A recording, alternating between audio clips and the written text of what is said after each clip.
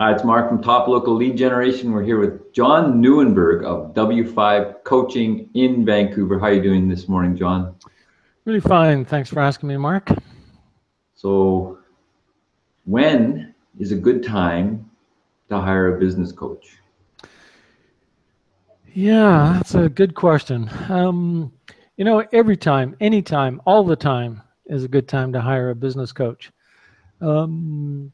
If you're happy in your business and happy with your life, then there isn't really much reason to get a business coach. But if you're hoping to get something more out of your business and or something more out of your life, then now's the right time to get a business coach. Getting a business coach is just one part of the decision. The hard thing about getting a business coach is to commit to the process, to commit to a process where you're willing to examine a lot of the assumptions that you've been making, and to commit to a process of growth. And any process of growth involves being a little uncomfortable at times, having some stalls, or from time to time being frustrated in the process. It's a little like, I think, if you've ever taken a golf lesson or a tennis lesson or a skiing lesson, it feels like the right thing to do, but progress isn't always linear. It isn't a perfect line of getting from here to there.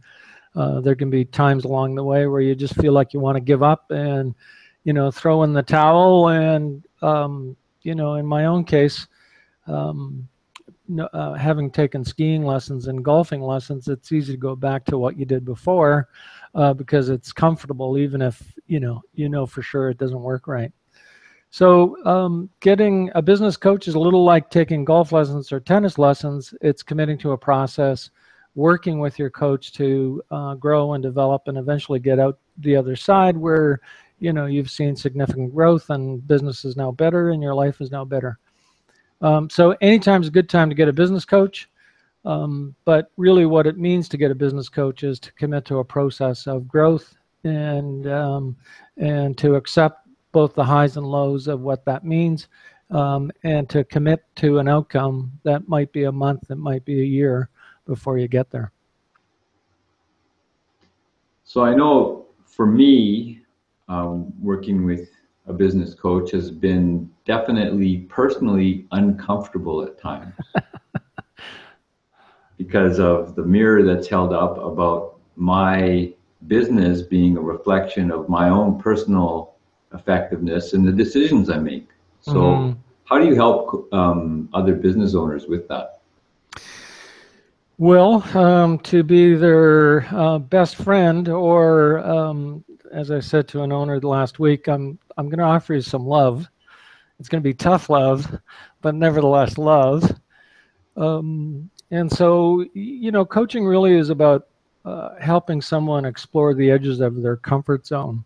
And what I mean by that is any growth that we takes place only when we get to the edge of our comfort zone. Because if we're not there, we really are in a place where we're, not going to be growing much. So a business coach helps someone get to the edge of their comfort zone and get comfortable there, and at the same time help that owner not go so far past their comfort zone that it becomes the panic or the danger zone. And typically in that space, you're kind of stuck because you're just frozen in paralysis. So the best coaches are those that help you through that period of what we call perturbation, or being perturbed, or being in that place of discomfort, and be willing to continue to stay there until you've got the breakthrough that you were hoping for. So it comes down to a judgment about working with different people and helping them get to that place of being uncomfortable, but at the same time not pushing them so far that it becomes counterproductive. So if you're looking for a coach who's both compassionate, honest, and extremely wise and smart and ruthless, I'd like that you would say that. John Nieuwenburg's your guy you want to call or reach out to. Give him an email at john@w5coaching.com or check out his website, w5coaching.com. Thanks, John. My pleasure. I think this is the first and only time I've considered ruthless a compliment. Cheers.